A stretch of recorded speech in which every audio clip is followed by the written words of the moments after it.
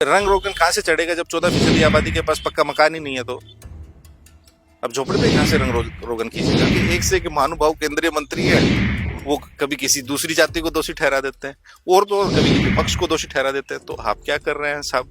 नाकाबिल लोग रहते हैं जिनके अंदर कोई काबिलियत नहीं रहती, सूझबूझ नहीं रहती, वही सवाल उठाता है। तो दोनों डिप्टी सीएम वही सवाल उठा रहे हैं। ये और सोशल मीडिया के जरिए क्यों सरकार से बात कर रहे हैं? जाए मुख्यमंत्री जी से अपॉइंटमेंट लें और बोले कि देखिए ऐसा ऐसा हो रहा है, अगर आप कंट्रोल नहीं कर पा रहे हैं तो या तो आप स्टेप डाउन कीजिए, ये किसी दूसरे को बनाइए। बिजली की बात कर रहे थे तो हमको गलत ठहरा रहे थे, हम पेंशन बढ़ाने की बात कर रहे थे तो हमको गलत ठहरा रहे थे, हम 10 लाख नौकरी तेजस्वी जी देने की बात कर रहे थे तो गलत ठहरा रहे थे, सामाजिक सुरक्षा पेंशन बढ़ाने की बात कर रहे थे तो गलत ठहरा रहे थे। तो वो जो कोई भी काम हम घोषणा कर रहे हैं जैसे बिजली की, तो वो भी गलत ठहरा था। और उसी को ये लोग कॉपी कर झाके ना।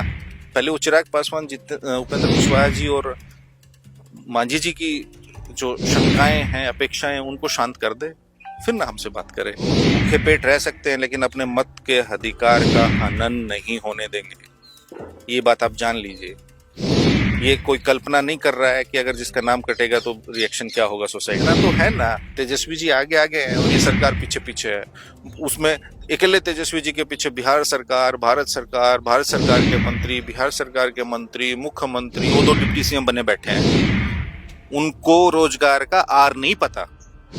19 लाख रोजगार की बात यहाँ भारत सरकार की वित्त मंत्री श्रीमती निर्मला सीतारमण जी ने आके कहा था ना। देश के प्रधानमंत्री नरेंद्र मोदी कल बिहार दौरे पर थे। मोतिहारी में उन्होंने जनसभा को संबोधित किया है।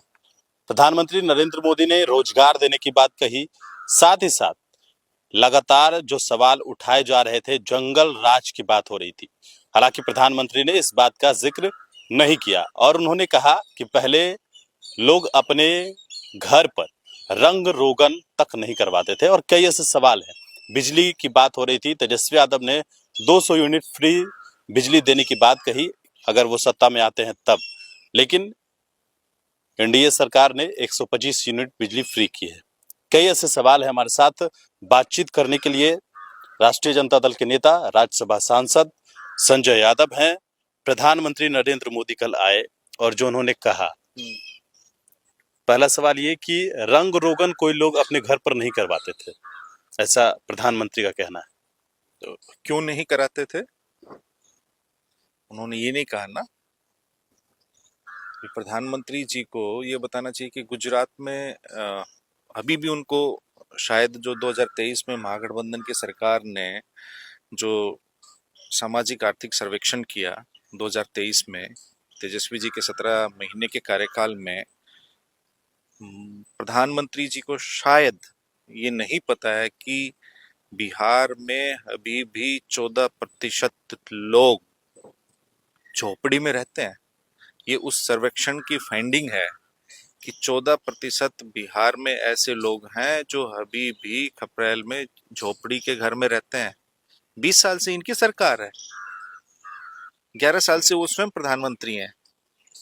उस 14% के बारे में उनका क्या कहना है?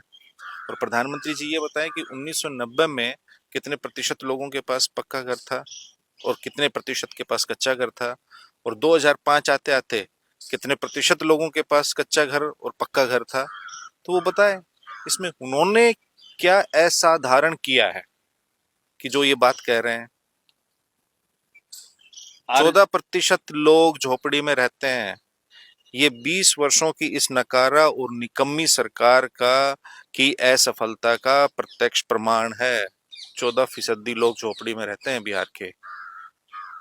हमने कहा कि सबसे ज्यादा जो आवास है वो बिहार में दिया गया है। फिर मैं कहूंगा, प्रधानमंत्री जी को सबसे पहले जो नीति आयोग, जो पीएमओ के नीचे काम करता है, उनकी आंकड़े पढ़ लेने चाहिए। और मैं ये ऐसा क्यों कह रहा हूं, वो मैं इसलिए कह रहा हूं कि सबसे अधिक गरीबी बिहार में है।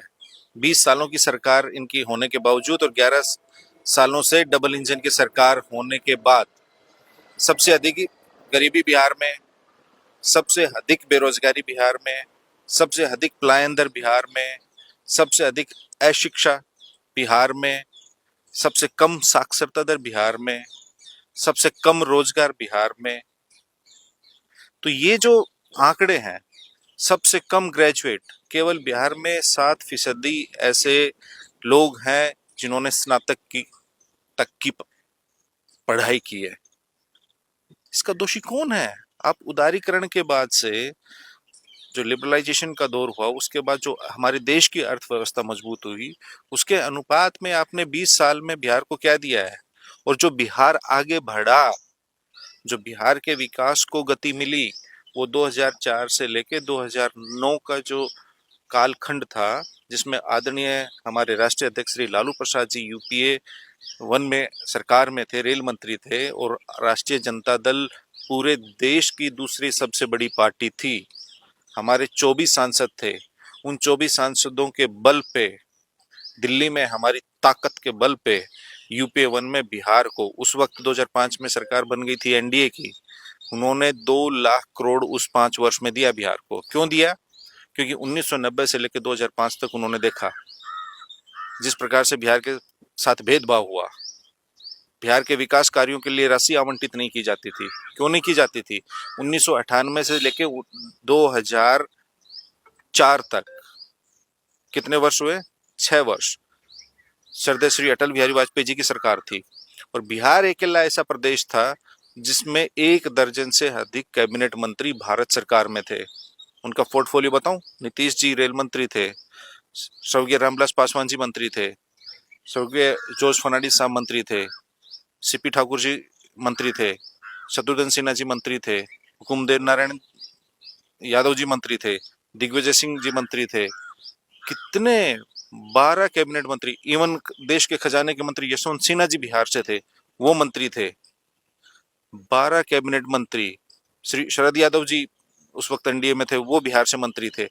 कृषि, स्वास्थ्य, सड़क एवं परिवहन, रेल, वित्त, जल संसाधन, ये जो सब इम्पोर्टेंट विभाग थे वो एनडीए के सरकार में थे। और इन विभागों के मंत्रियों ने, जो कि उस वक्त एकीकृत बिहार था, बिहार और झारखंड, उस वक्त जो मंत्री थे उन्होंने बिहार को क्या दिया? और अकेले लालू प्रसाद यादव जी ने 2004 से लेकर 2009 तक 2 लाख करोड़ रुपए दिया, और पंचवर्षीय योजना के अतिरिक्त 40,000 करोड़ रुपए बिहार को प्रतिवर्ष मिलता था।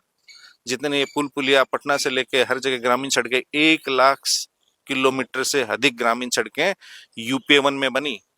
स्वर्गीय रघुवंश प्रसाद सिंह जब ग्रामीण विकास मंत्री थे भारत सरकार के, आरजेडी के कोटे में वो विभाग था, ग्रामीण विकास विभाग भारत सरकार का। बिहार में 1 लाख किलोमीटर से अधिक सड़कें बनी। और आपकी जानकारी के लिए बता दूं, एक से एक मत 30 मार्खा जो इस सरकार में बैठे हुए हैं, उनसे पूछेगा जो 2004 से 9 के बीच में बिहार की ग्रामीण सड़कें बनी पीएमजीएसवाई के नीचे, उसके बाद से वो सड़कें खराब हैं। सरकार यहाँ एनडीए की है, केंद्र में भी 10-11 साल से एनडीए की सरकार है। आपको पता है गिरिराज सिंह भी भारत सरकार में ग्रामीण विकास मंत्री रहे हैं? कोई जानता है उनको? उन्होंने बिहार को जब मैं तो आपको बताऊं कि 15 से 17 जब तेजस्वी जी भी मंत्री थे, बाद में अभी भी बीच में थे, ग्रामीण कार्य विभाग तेजस्वी जी थे, तो वो उन्होंने चिन्हित की वो 26,000 किलोमीटर सड़कें जो 2004 से 2009 के बीच बनी थी। उन सड़कों की जो पीएमजीएसवाई की योजनाएं जो रघुवंश बाबू के समय, लालू जी जब यूपीए 1 में थे उस टाइम बनी, उनकी दयनीय स्थिति है। 26,000 किलोमीटर सड़कें। और अब जब चुनाव आया है तो ये हर जगह सरकारी पैसे से जाके जिला जिला जो उद्घाटन के कार्यक्रम का दिखावा कर रहे हैं, क्या वो बनेंगी? चुनाव आया तो ये शिलान्यास, वो भी ग्लोबल टेंडरिंग करके। तो काम जो विकास कार्य किए श्री लालू प्रसाद जी ने, मैं वो तुलनात्मक अध्ययन कर रहा हूँ। आपने जो प्रधानमंत्री जी की बात कही, उनको नीति आयोग के ये देखने चाहिए। प्रधानमंत्री जी बताए ना, 20 साल से आपकी सरकार है, 11 साल से आप केंद्र में है, बिहार का प्रति व्यक्ति निवेश सबसे कम क्यों है? और बिहार की प्रति व्यक्ति आय सबसे कम देश में क्यों है? मतलब अपना तो बिहार के जो 14 करोड़ बिहार वासी हैं उनकी आय को बढ़ाने का कोई उपाय कर रहे हैं, ना बिहार में कोई निवेश बढ़ाने का उपाय कर रहे हैं। 14 करोड़ आबादी, जो देश का तीसरा सबसे बड़ा प्रदेश है बिहार, मतलब हर 10वां भारतीय बिहारी है। आप उनके उत्थान की, उनकी उन्नति की, शिक्षा स्वास्थ्य के सेक्टर में, क्षेत्र में आप क्या दे रहे हैं? खाली जुबानी खर्च करने से काम नहीं चलेगा ना। आपने प्रधानमंत्री जी के भाषण में कोई नई बात सुनी? उन्होंने कहा रोजगार देने की बात कही, जो आप लोग बात कर अब रहे मैं हैं आपको रोजगार बता देने रहा की। हूँ, ये कॉपी कैट सरकार है। मेरा साधारण सा सवाल है, बड़ी विनम्रता के साथ, जो भी ज्ञाता धाता इस सरकार में बनते हैं या बने बैठे हैं कथित रूप से, हालांकि ज्ञान व्यान कुछ है नहीं, मैं क्यों कह रहा हूं, मैं ये तथ्य के आधार पे कह रहा हूं। एक आदमी को पकड़ के ले आइए इस सरकार में, दो दो डिप्टी सीएम बने बैठे हैं, उनको रोजगार का आर नहीं पता।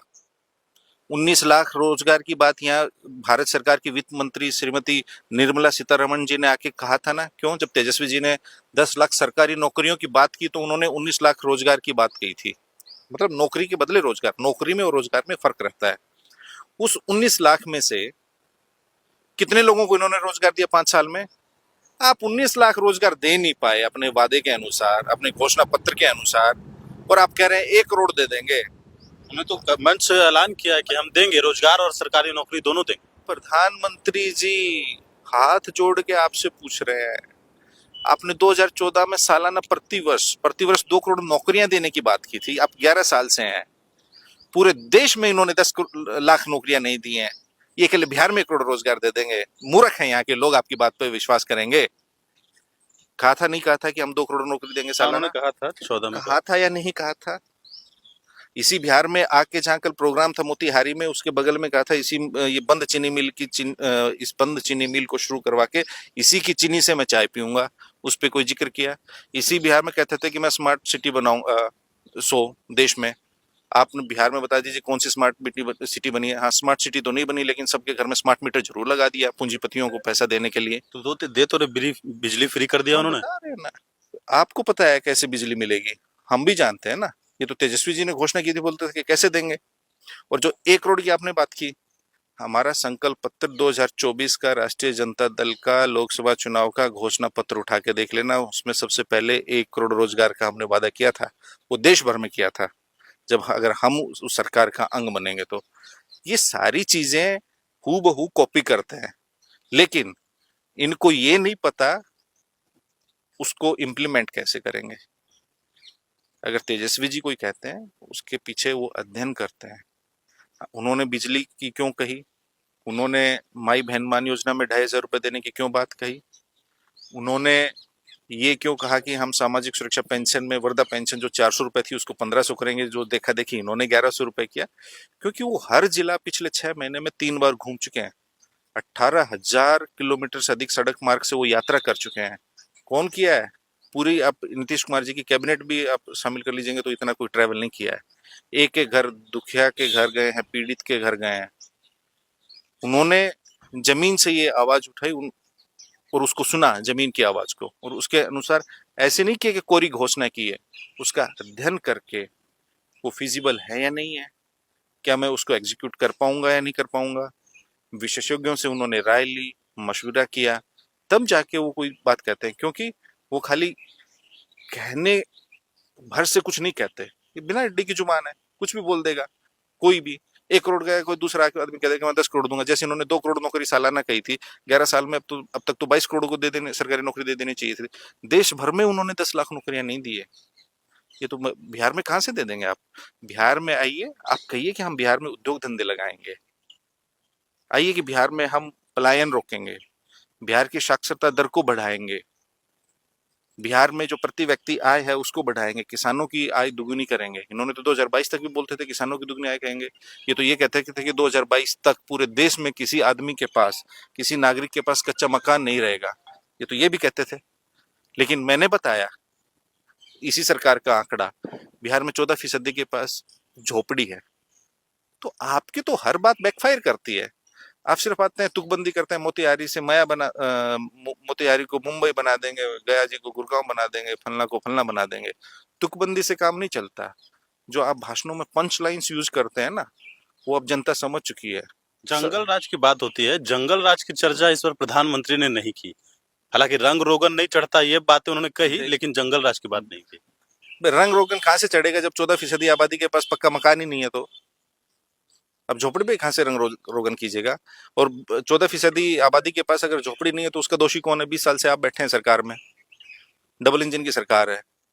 और रही बात जंगल राज की, उनके मुंह से एक बार भी जंगल राज शब्द नहीं निकला। क्यों नहीं निकला? क्योंकि वो एनसीआरबी के आंकड़े देख लिए होंगे। इसी सरकार में, एनडीए की सरकार में 20 साल में 65,000 से अधिक हत्याएं हुई हैं। 65,000 मर्डर हुए हैं बिहार में नीतीश जी के शासन में।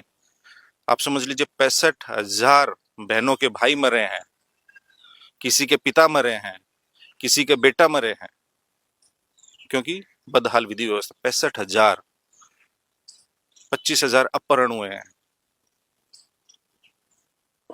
सॉरी 25,000 बलात्कार हुए हैं, 1 लाख अपहरण हुए हैं। कौन दोषी है भाई इनका? इसी सरकार में हुआ है। और आप देख रहे हैं आज भी 10 आदमी हत्याएं हो चुकी हैं, कल भी हुई हैं, परसों भी हुई हैं।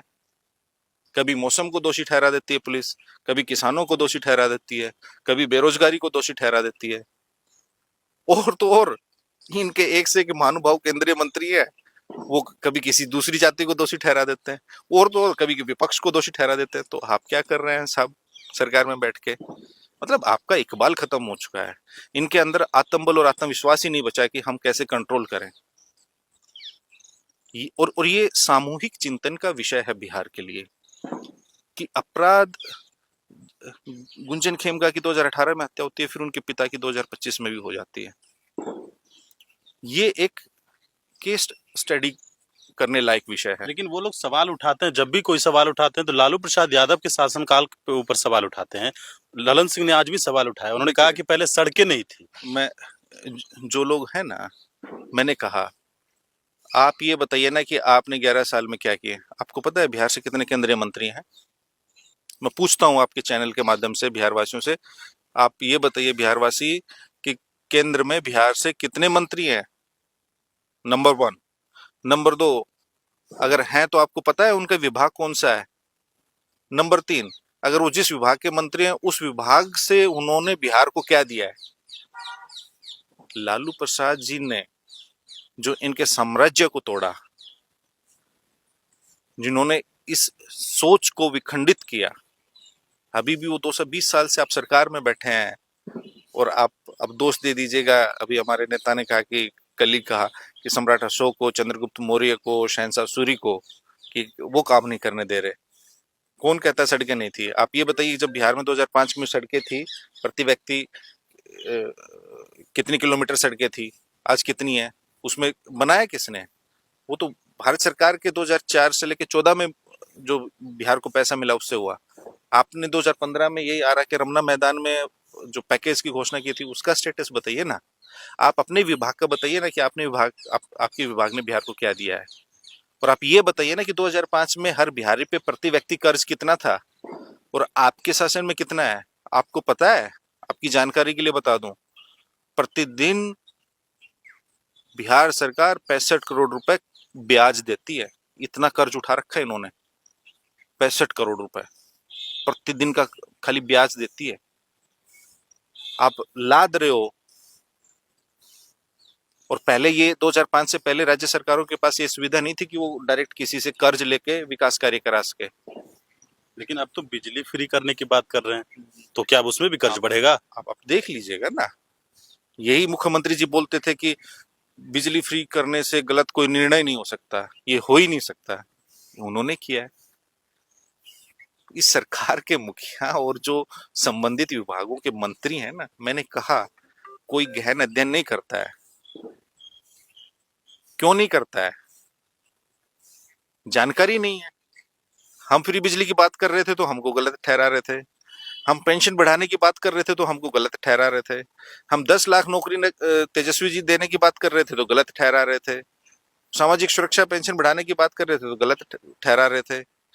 तो वो जो कोई भी काम हम घोषणा कर रहे हैं जैसे बिजली की, तो वो भी गलत ठहरा और उसी को ये लोग कॉपी करते हैं। अब आप लोग क्या करेंगे? क्योंकि 1100 रुपये आपने 1500 पेंशन कहा, 1100 उन्होंने कर दिया।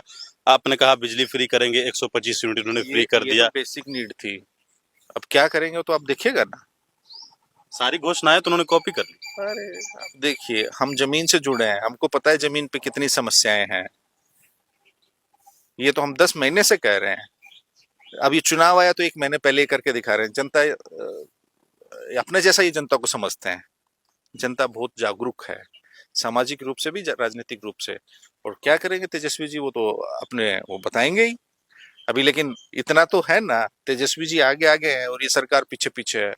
उसमें अकेले तेजस्वी जी के पीछे बिहार सरकार, भारत सरकार के मंत्री, बिहार सरकार के मंत्री, मुख्यमंत्री, दो दो left right loud foul deputy CM's, अकेले तेजस्वी 36 साल के युवा के पीछे लगे हुए हैं, अकेले सरकार को नचा रहे हैं वो।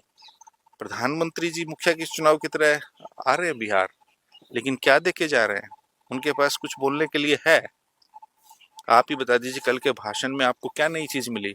उन्हें रोजगार की बात उन्होंने कही कि हाँ, रोजगार देंगे। 20 साल से तो आप नहीं दे रहे थे, 11 साल से आप हैं। वो तो 19 लाख की मैंने कहा कि पिछले 2020 में भी की थी और 2014 में 2 करोड़ सालाना की बात की थी। पहले वो 22 करोड़ नौकरियों और रोजगार का तो हिसाब दे दें आप, तब ना आप आगे 1 करोड़ की बात कीजिएगा।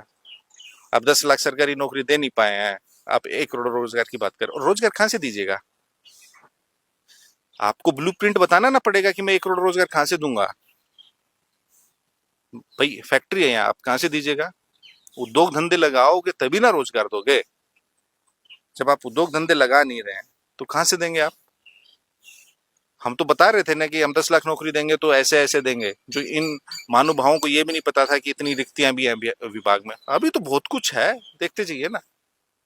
नहीं, एक सवाल ये भी है कि आप लोग लगातार एसआईआर प्रक्रिया को लेकर सवाल उठा रहे हैं।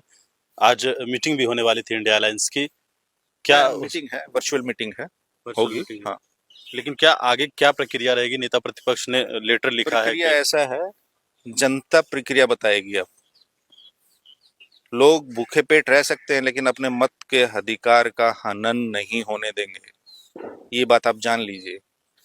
ये कोई कल्पना नहीं कर रहा है कि अगर जिसका नाम कटेगा तो रिएक्शन क्या होगा सोसाइटी में। तो वो तो जब बीजेपी वाले लोग ये क्यों कह रहे हैं कि आप लोग हार से डर रहे हैं, अरे भाई इसलिए इस तरह के सवाल, सवाल? हमने बीजेपी से सवाल पूछा है। हम सवाल पूछ रहे हैं चुनाव आयोग से, बीजेपी वाला ऊपर से टपक रहा है। Who you are, who you are, we are not asking you anything. हम चुनाव आयोग से पूछ रहे हैं, आप कूद रहे हैं, तो मतलब दाल में काला है, मतलब दाल में काला है। चुनाव आयोग अगर इंडिपेंडेंट इंस्टीट्यूशन है और हम उनसे कुछ क्वेश्चन कर रहे हैं उनकी कार्यशैली पे, ट्रांसपेरेंसी को लेके, तो बीजेपी को क्या तकलीफ है भाई? इसका मतलब आप मिले हुए आपके कहने से कर रहा है वो। 35 लाख वोटर का नाम कट रहा है, इस तरह की बातें आ रही है। भाई कट रहा है तो सब डिटेल्स आएंगी ना, कट रहा है ऐसे थोड़ी कोई काट देगा। आपका कटेगा तो आप क्या कीजिएगा, हम आपसे पूछते हैं। आपका अगर वोट कटेगा, इन्होंने ये कह दिया कि आप शिफ्ट कर गए या फलना डेथ हो गया या फलना का डुप्लीकेट है, तो आप क्या करिएगा? आप क्या करेंगे? तेजस्वी यादव को दोषी ठहराएंगे या बीजेपी वालों को ठहराएंगे या चुनाव आयोग को दोषी ठहराएंगे? तो चुनाव तो, आयोग रिवीजन कर रही है। हम चुनाव आयोग से सवाल पूछ रहे हैं, वही तो आप ही का सवाल का जवाब आप ही ने दिया है ना। तो बीजेपी वाला क्यों बीच में पड़ रहा है भाई? कह रहे हैं कि हार के डर से बौखलाए हुए हैं, इसलिए कभी चुनाव आयोग पर, कभी सरकार हार के के डर ऊपर। से तो आप बौखलाए हुए हैं। प्रधानमंत्री जी जिनको देश भर देखना होता है, आप उनको लाला के यहाँ बिहार बुला रहे हैं। बौखलाए तो आप हैं, बौखलाए बौखलाए हुए तो आप है ना, जो सरकारी खर्चे से 100 करोड़ रुपए बिहार का खर्च करके प्रधानमंत्री जी को बुलाते हैं। अच्छा, एक और सवाल और और, और जीप में खाली जेडी और बीजेपी के लोग रहते हैं, बेचारे तीन को तो पूछते ही नहीं है, उनको तो चढ़ाते ही नहीं है जीप में। चिराग पासवान ने क्राइम के ऊपर सवाल उठाया है। केंद्र में मंत्री हैं और बिहार में उनके परिवार के लोग आयोग में सदस्य भी हैं, लेकिन जिस प्रकार से उन्होंने सवाल उठाया उसको आप कैसे देख रहे हैं? भैया वो केंद्र सरकार में मंत्री हैं, and cabinet minister is equal to a chief minister, right? So if he has any options, why he is talking through media and the social media? वो मीडिया और सोशल मीडिया के जरिए क्यों सरकार से बात कर रहे हैं? जाए मुख्यमंत्री जी से अपॉइंटमेंट लें और बोले कि देखिए ऐसा ऐसा हो रहा है, अगर आप कंट्रोल नहीं कर पा रहे हैं तो या तो आप स्टेप डाउन कीजिए, ये किसी दूसरे को बनाइए, या हमें जिम्मेवारी दीजिए, या उनको कुछ आइडिया है कि वो कैसे क्राइम पे कंट्रोल कर सकते हैं तो उनको वो सार्वजनिक करना चाहिए। या जो बिहार सरकार के मंत्री हैं उनके साथ, वो भी कैबिनेट मंत्री हैं भाई भारत सरकार के, देश के गृह मंत्री जी से बात करें, प्रधानमंत्री जी से बात करें, इंटरवीन करें, उनके सांसद हैं, ये सरकार का पार्टनर हैं वो। तो वो खाली मीडिया में क्यों बात कर रहे हैं, हम ये जानना चाहते हैं। डिप्टी सीएम भी सवाल उठा रहे हैं अपने ही सरकार के ऊपर। विजय सिन्हा सवाल उठाए हैं। ये तो नाकाबिल लोगों की पहचान है ना, जो नाकारा और नाकाबिल लोग रहते हैं, जिनके अंदर कोई काबिलियत नहीं रहती, सूझबूझ नहीं रहती, वही सवाल उठाता है। तो दोनों डिप्टी सीएम वही सवाल उठा रहे हैं, तो उनको वही तो कह रहा हूं। मुख्यमंत्री जी आपसे बात नहीं करेंगे, ना कोई ब्रीफिंग देंगे, खाली रिटर्न में एक आ जाता है। तो वही है ना कि अदृश्य रूप से ये सरकार चला कौन रहा है, सवाल ये है। आप एक बात बताइए, किसी बिहारवासी की हत्या होती है तो दुख तकलीफ तो होती है, पीड़ा होती है, उसका दोषी कौन होता है? सरकार क्या करती है कि खाली बहाने ढूंढती है, बोल एक दूसरे के कोर्ट में फेंकते हैं। जब तक ये सरकार अपनी कमी को, अपनी खामी को और समस्या को ही नहीं स्वीकार करेगी, मेरे अंदर क्या खामी है जब तक मैं स्वीकार नहीं करूंगा तो उसको दूर कैसे करूंगा? जब अपराध एक समस्या बन चुकी है, उसको ये सरकार स्वीकार ही नहीं कर रही है तो उसको दूर कैसे करेगी? मतलब अपराध को नहीं स्वीकारना अपने आप में प्रमाण है कि ये सरकार उसको लेके गंभीर नहीं है। अच्छा, आरजेडी से जुड़ा हुआ एक सवाल, क्यों चूंकि अब बिहार में विधानसभा के चुनाव भी है, तो क्या सवाल जो उठ रहा है कि सिर फुटवल की स्थिति है सीट बंटवारे को लेकर अब उसमें महागठबंधन में, कि सिर फुटवल की स्थिति है? आपने महागठबंधन में किस नेता का कोई बयान सुना कि आप सिर्फ फुटबॉल की स्थिति है? वो तो आपने स्वयं कहा कि चिराग पासवान जी उनके सरकार पे सवाल उठा रहे हैं, मांझी जी 40 सीट मांग रहे हैं। नहीं, मुकेश सहनी कह रहे हैं कि हम डिप्टी सीएम बनेंगे, 60 सीट मांग रहे हैं। इसमें सिर्फ फुटबॉल वाली बात कहाँ से आ गई? किसी नेता ने हमारे गठबंधन में कोई आपत्तिजनक बयान दिया है? बीजेपी के लोग सवाल उठा, वो अपने अंदर झांके ना। पहले वो चिराग पासवान उपेंद्र कुशवाहा जी और मांझी जी की जो शंकाएं हैं, अपेक्षाएं हैं, उनको शांत कर दे, फिर ना हमसे बात करे। बीजेपी तो सवाल उठाएगी, क्या करेगी? उसके पास तंत्र है सारा, तो वो तो सवाल उठाएगी। लेकिन जनता, फिर मैं कह रहा हूं, अब जनता को कमतर मत आकिए। अच्छा, अब चुनाव नजदीक आ गया तो क्या ईडी सीबीआई के भी रेड जो आप लोग लगातार आरोप लगाते हैं? स्वाभाविक है। अब अगस्त 1 अगस्त के 1 अगस्त के बाद देखिएगा एक्टिविटी बढ़ जाएगी। उसमें नया क्या है? वो हर चुनाव से पहले होता है, 3 महीने। चरित्र हनन होगा, किसी को भ्रष्टाचारी बताया जाएगा, झूठो नोटिस आएंगे, सर्कुलर्स आएंगे, वहां छापा हुआ, ये मिला, वो मिला, फलना ढिमका। वो 3 महीने चलेगा। इसमें अनप्रेसिडेंटेड क्या है? आपके लिए कुछ नया है? अभी तो कितने दिन से देख रहे हैं, हर चुनाव 24 का देखा, 20 का देखा, तो वो तो चलेगा। उसमें क्या कोई बड़ी क्या बात? सीट बंटवारा हो गया महागठबंधन में? सब स्मूथ है। पहले हम देख रहे हैं एनडीए क्या कर रहा है, उसके बाद ना बताएंगे। चलिए, बिल्कुल। तो हमारे साथ राज्यसभा सांसद संजय यादव थे। कई सवाल प्रधानमंत्री से जुड़ा हुआ, आरजेडी से जुड़ा हुआ, या जिस प्रकार से लगातार जो सवाल क्राइम को लेकर उठ रहा है, तो तमाम सवालों का जवाब आपने सुना है। ये थे राज्यसभा सांसद तेजस्वी यादव के पार्टी के चाणक्य कहे जाने वाले संजय यादव। तो बनेश प्रोडक्शन के साथ सहयोगी गौतम के साथ मैं रंजन सिंह।